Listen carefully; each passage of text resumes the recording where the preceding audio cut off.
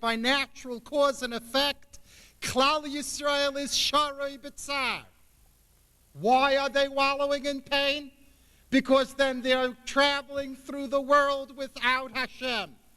They're traveling a lonely, cold, natural world without Hashem. So when it says Klal Yisrael, Bein ha'akum shriyim b'tzar, that's an explanation. Because we're living and we're totally engulfed in a philosophy of teva, of natural orders, and we're disconnected from Hashem, from that comes the deepest pain of a yid. That's what makes all pain and suffering, as painful as it is, unbearable. So what does HaKadosh Baruch Hu do? How can HaKadosh Baruch Hu change this? How can HaKadosh Baruch Hu alleviate the pain?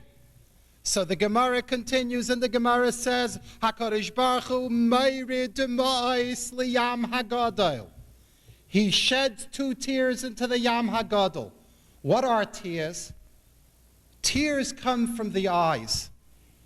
Tears embody the sight of the person. Tears are therefore a symbolism of Hashgacha Pratis, of Hashem's involvement.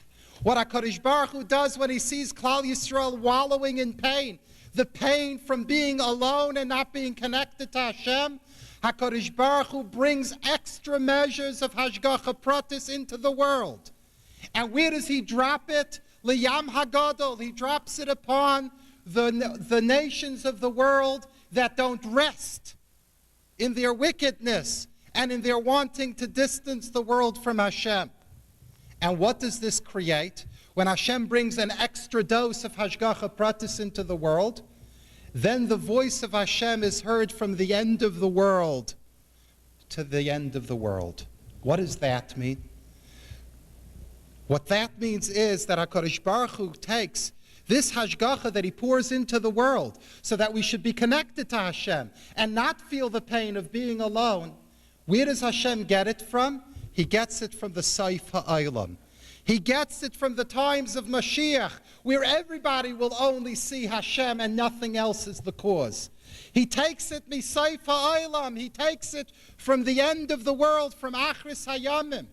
And he brings a little piece of Mashiach's times into the present time. That creates the earthquake. And with that, the world recognizes that there is a Hashem that is totally involved in the world.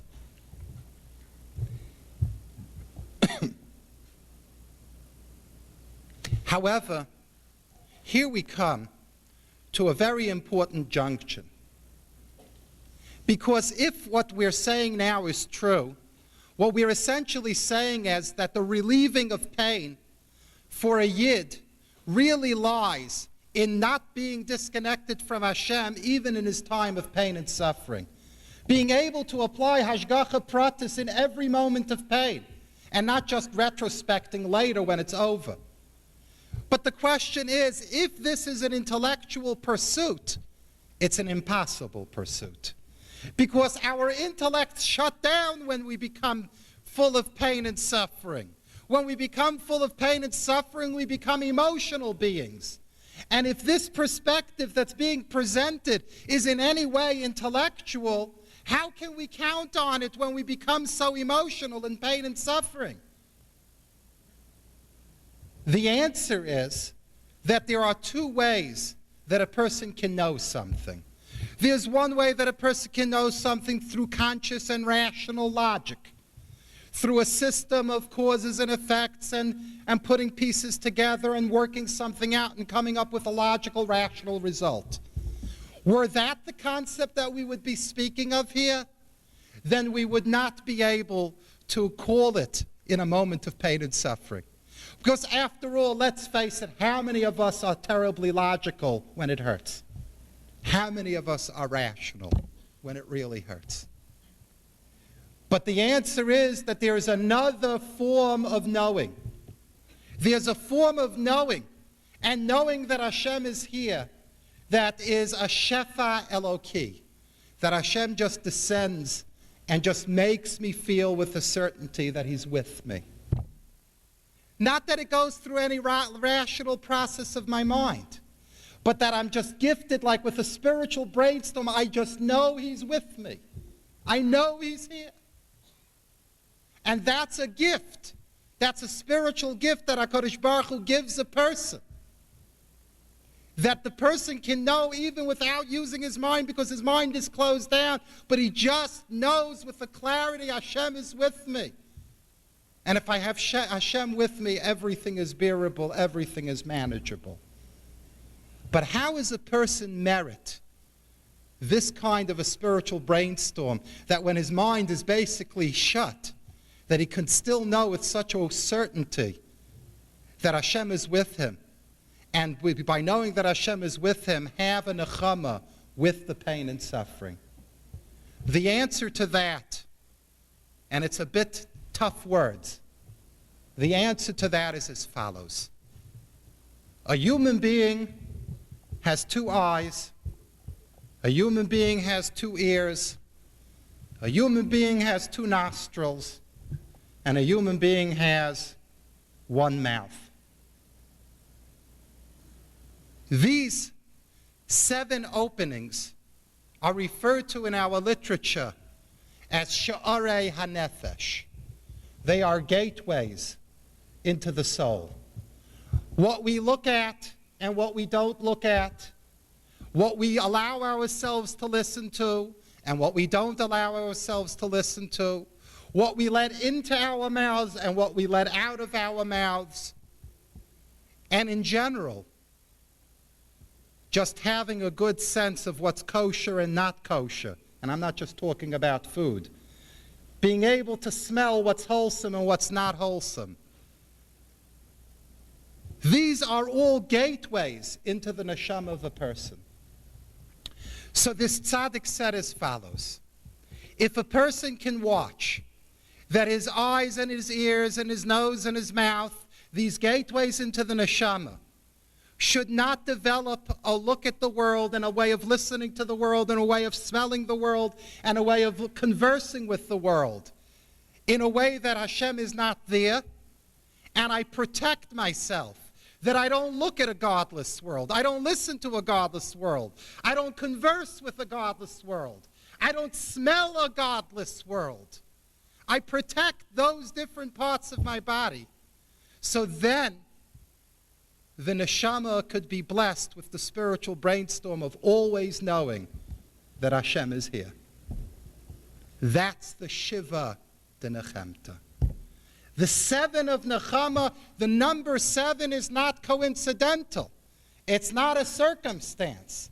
The 7 is a way of understanding how we merit that das, that certainty of knowledge that Hashem is always with me, from which comes my nechama. That's where the nechama lies. That's where the soothing of the pain lies. And therefore, in conclusion, going back to all of the questions that we began with, we asked the first question, why we have first Peranius, then we have nechama, and then we have tshuva. Wouldn't it be more logical to first have punishment, then have a call to tshuva, and then comfort? But now the answer is so clear, because in punishment, it's very possible that through the pain and suffering that I went through, I am totally disconnected and I feel isolated from Hashem. When I feel isolated from Hashem, if my world is a world in which Hashem isn't there, it's not practical to call to tshuva. He's not in my world. I'm isolated. And therefore, the first thing that a person has to do after feeling the distance and the disconnection and the pain of Peranius is that he has to be convinced that the world that he lives in is a world in which Hashem is living with him. And therefore, there's Shiva de Nechemta. My world has to be a world in which HaKadosh Baruch Hu exists. I can't return to something that's not in my world. I have to be able to return to something that's in my world. So first HaKadosh Baruch Hu has to come back to my world. How does HaKadosh, but that's the whole concept of Nechama, that a person should know And HaKadosh Baruch Hu puts it into the weeks after Tisha Bav, that a Yid could know that in spite of all of his pain and suffering, that HaKadosh Baruch Hu has never forsaken Klal Yisrael. Then and only then, HaKadosh Baruch Hu could say, now that I'm with you, and you know that I'm here, Shuva Elai, return to me.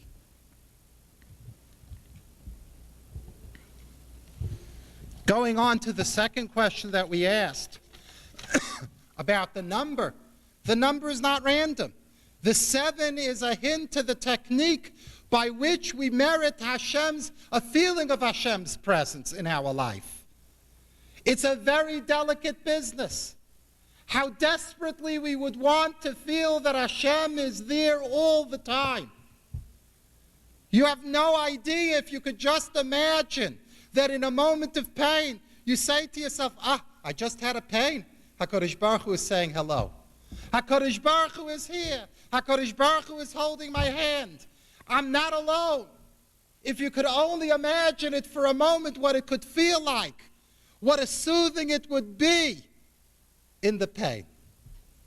But in order to be zeicha to that level of das, a person has to protect the gateways into his neshama, that his world isn't a world that's full of a godless world. One has to protect one's eyes and ears and nose and mouth, because those things infiltrate and make a world a godless, lonely world.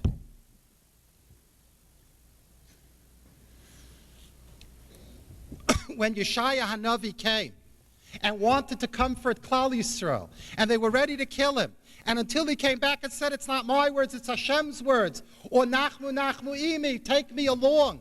What is that supposed to mean? What that's supposed to mean is that no human being can comfort another person. The only comfort that a Yid can really have in his pain and suffering is to know that HaKadosh Baruch Hu is with him. And therefore, as long as they perceived that it was Yeshaya's words of comfort, they were ready to kill him. It was only when they were able to hear in Yeshaya's words that Hashem was with him, that then they were able to receive comfort. And then the generation said, maybe our generation is intelligent enough and on a ruchniistic level that it could appreciate Hashem's presence. But how do we know that future generations will live up to the ability to feel Hashem's presence? To which HaKadosh Baruch Hu promised that no matter how distant the generation is from Hashem, Hashem promises us in these weeks of Nechama that He is going to make it clear to us, if we protect our different gateways into the neshama, that He's there for us, and that we're not alone in our pain and suffering. And finally, with this we also understand what HaKadosh Baruch Hu said. You're asking me to comfort you? Maybe you should be comforting me. Nachmu, Nachmu Ami, please comfort me. What is that supposed to mean? But now we understand it. What it means is that one of the greatest hurts that Hashem has in His involvement with man is that man doesn't appreciate Hashem's presence. Hashem so much wants that we should recognize His being with us. And through it we are able to survive and grow and accomplish what we were put into this world for. But when we live in a philosophy, either because we have so much or because we have so little, that we become separated from Hashem, can we comprehend the pain that Hashem has? That He's there and He's not recognized. Like the one that gives a gift, and the recipient of the gift jumps into the gift and totally is oblivious of the fact that there's somebody that's waiting for a thank you. There's somebody that's waiting for a connection. And therefore HaKadosh Baruch Hu says, the subject of Nechama is a subject not only that you need comfort in knowing that I'm there, but the subject of Nechama is that you should come to realize the pain that Hashem has in not being appreciated, that He's always there for Klal Yisrael. We should, Mirz Hashem, be zeicha in the coming weeks to an eternal Nechama, b'binyan beis hamikdash b'mehera b'yameinu.